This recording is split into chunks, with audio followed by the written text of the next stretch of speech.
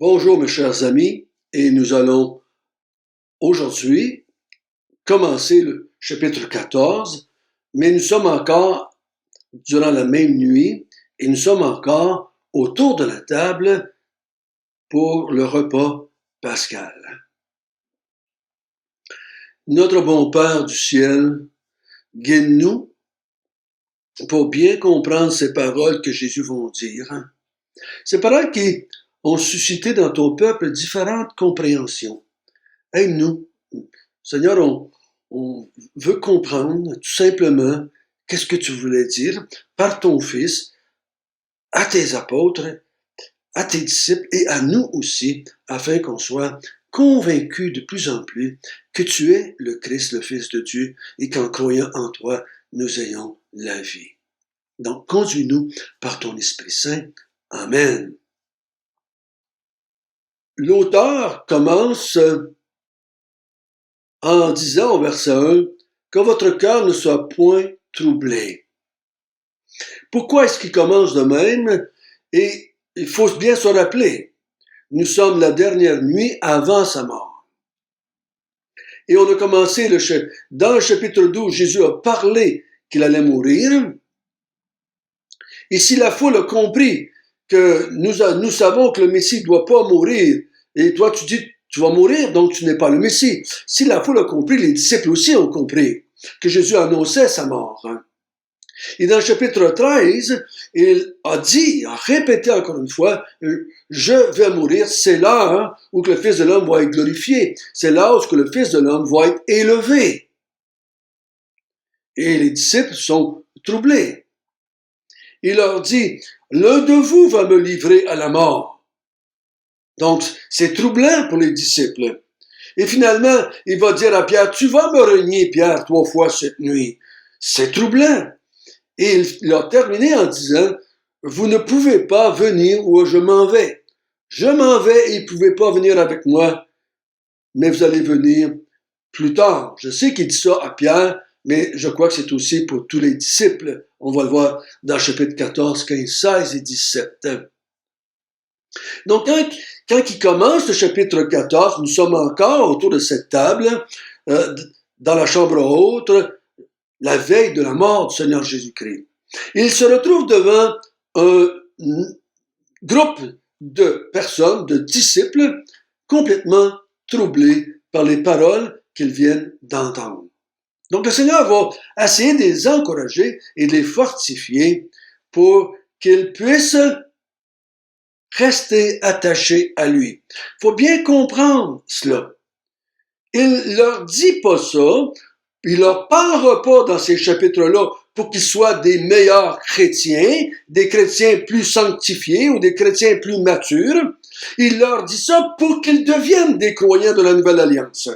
Ils sont en questionnement, ils vont abandonner, ils vont renier, ils vont rejeter le Seigneur Jésus. C'est pas pour rien que le Seigneur Jésus va dire à plusieurs reprises, si vous croyez, si vous m'aimez.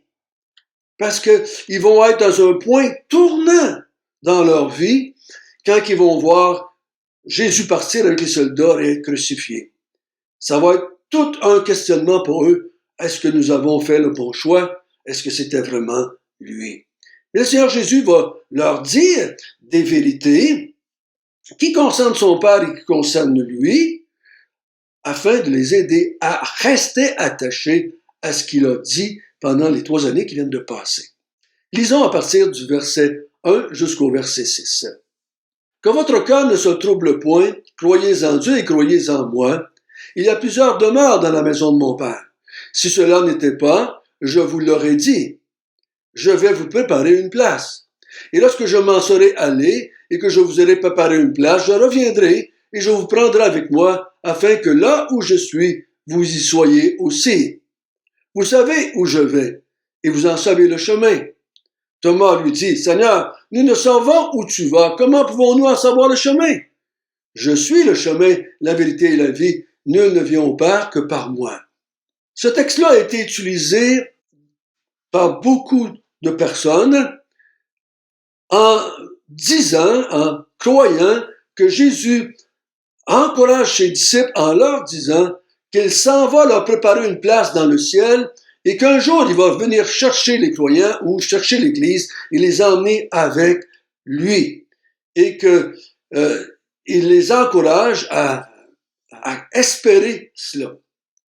Mais souvenons-nous, il a dit à Pierre, tu ne peux pas venir maintenant, mais tu vas venir plus tard.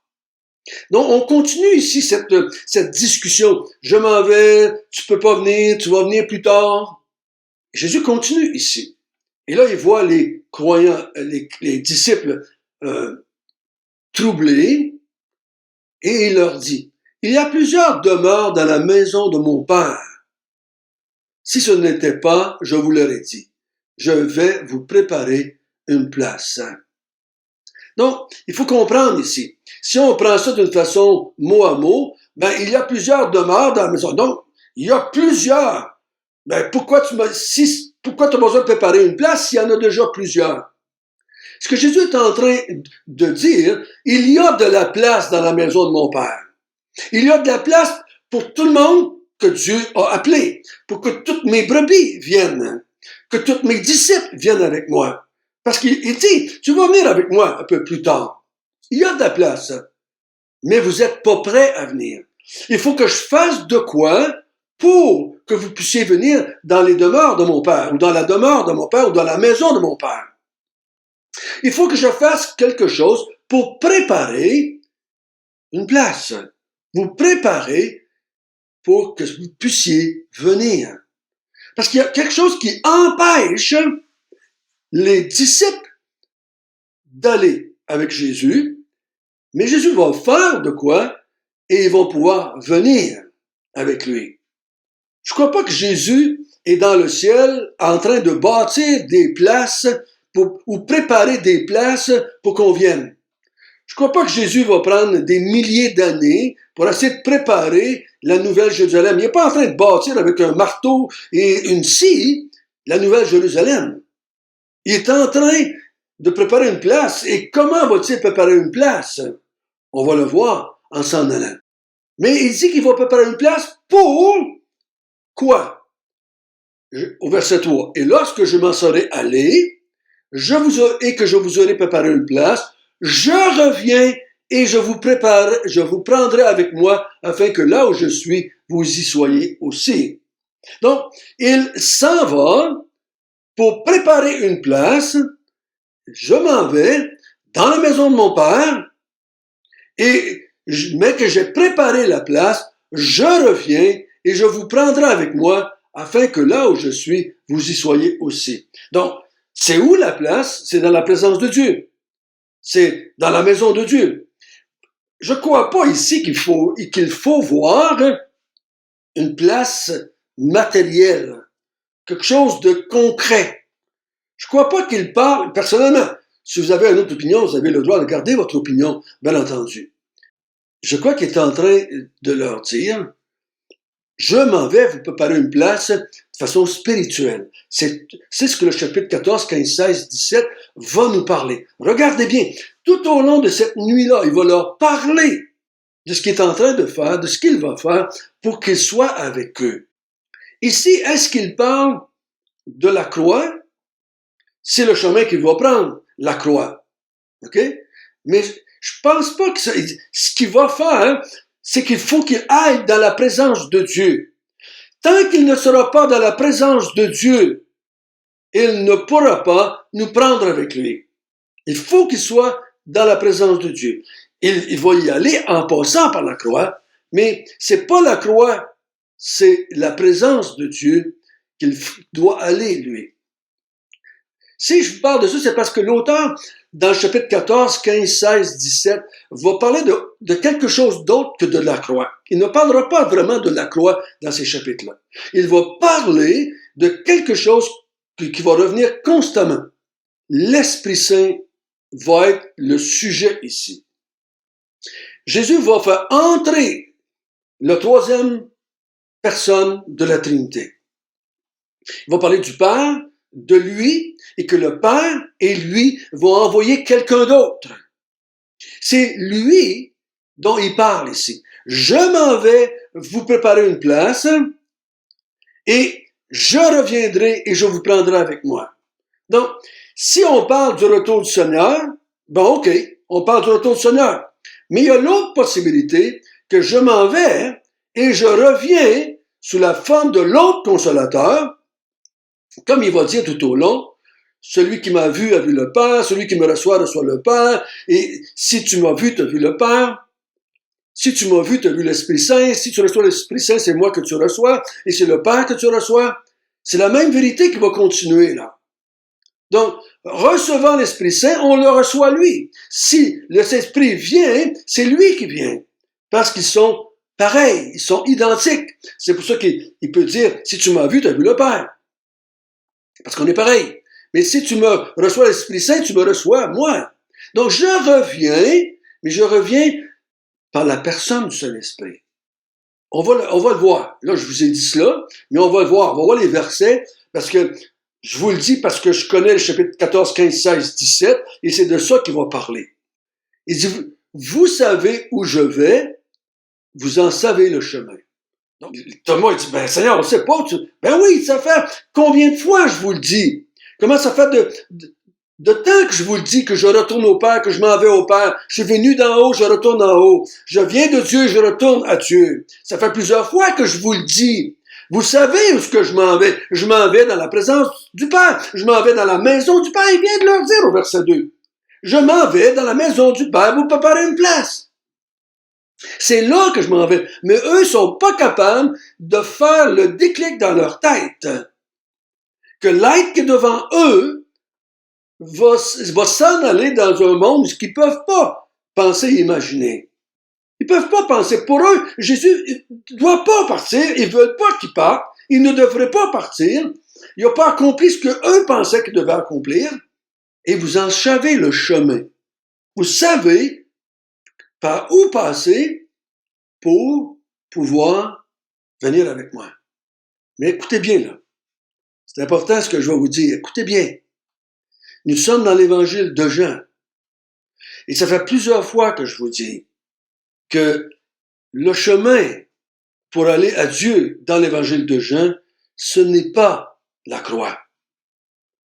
C'est la personne de Jésus, le chemin. C'est pour ça qu'il va dire au verset 6, « Je suis le chemin, la vérité et la vie. Nul ne vient au Père que par moi. C'est moi le chemin. C'est moi la vérité. C'est moi la vie. » Donc moi, pendant 3 ans, je vous ai enseigné. C'est pour ça qu'il va dire plusieurs fois dans le restant du chapitre, mes paroles, mes commandements, mes enseignements, je vous ai dit qui j'étais, qui le Père était. Et je vais compléter mon enseignement cette nuit en vous disant qui l'Esprit Saint est. Et si vous croyez cela, si vous gardez cela, vous allez pouvoir être dans la présence de Dieu. Et c'est ça dont il parle ici. J'étais avec vous pendant 3 ans. Et je vous ai dit tout ce que vous avez besoin de savoir, et je vais en rajouter un peu cette nuit. Et si vous gardez ces commandements-là, si vous les croyez, si vous les mangez, si vous les buvez, vous allez avoir la vie. Et la vie va être le moyen d'être dans la présence du Père. Cette présence dont il parle, cette place dont il parle, c'est la présence de l'enfant de Dieu dans le sein du Père, avec le Christ, par le Saint-Esprit. Je crois que c'est de ça qu'il parle, et non pas d'une place, mais que je meurs. Donc Pierre, dans pas grand temps, les disciples dans pas grand temps, vont avoir accès à la présence de Dieu, vont être avec Jésus dans la présence de Dieu, par le Saint-Esprit. Et c'est ça que les apôtres vont dire en s'en allant. Vous avez tous accès au trône de Dieu par le Saint-Esprit. C'est ce que les épîtres vont nous enseigner. Les épîtres ne nous disent pas d'attendre, de mourir pour être dans la présence de Dieu, pour être avec Dieu, pour être dans la maison de Dieu. Parce qu'il dit, la maison de Dieu, il y a beaucoup de demeures là. Mais il va dire lui-même, un peu plus bas, vous êtes devenus la maison de Dieu si vous croyez en mes commandements, si vous gardez mes commandements. Vous êtes la maison de Dieu. Je viens habiter en vous, le Père vient habiter en vous, le Saint-Esprit va venir habiter en vous. J'ai pas besoin d'aller dans une maison quand je vais devenir moi-même la maison où est-ce que Dieu va habiter en esprit. Ça fait plus de sens que de penser que Jésus est en train de dire à quelqu'un, à des disciples qui pleurent, et veut les encourager là, maintenant, pour qu'ils puissent persévérer dans la foi. Je ne crois pas que le retour du Seigneur va faire la différence. Parce que Jésus est là avec eux. Donc, il faut qu'il se passe quelque chose d'autre pour qu'ils croient qu'un jour, ils vont aller rejoindre le Seigneur Jésus-Christ. Pour qu'ils croient qu'il va y avoir une nouvelle terre dont Jean va parler plus tard. Il faut que quelque chose se passe pour que, premièrement, ils restent attachés au Seigneur Jésus-Christ, qu'ils puissent croire finalement, complètement, qu'ils soient entièrement purs. Il faut qu'il se passe quelque chose pour qu'ils puissent rester attachés au Seigneur Jésus, croire au Seigneur Jésus, devenir la demeure de Dieu, devenir le temple du Saint-Esprit. Notre bon Père du ciel, quelle belle promesse à ses disciples. Oui, je m'en vais. Tout ce que je vous demande de faire, c'est de croire en Dieu et de croire en moi. Tout ce que je vous demande de faire, c'est ça. Attendez. Je m'en vais. Je vais préparer une place auprès de mon Père. Je reviens et je vous prends avec moi là où je suis. Où est-ce qu'il s'en va, Jésus? Dans la présence de Dieu. Et il veut qu'on soit là aussi dans la présence de Dieu. Parce que présentement, les disciples ne sont pas prêts à être dans la présence de Dieu. Ils n'ont pas toutes les informations qu'ils ont besoin pour être dans la présence de Dieu. Parce que celui qui est dans la présence de Dieu, c'est ceux qui croient en toi. Croient que tu es le Christ, le Fils de Dieu, et ils reçoivent la vie. Et la vie va les emmener à être dans la présence de Dieu. Amen.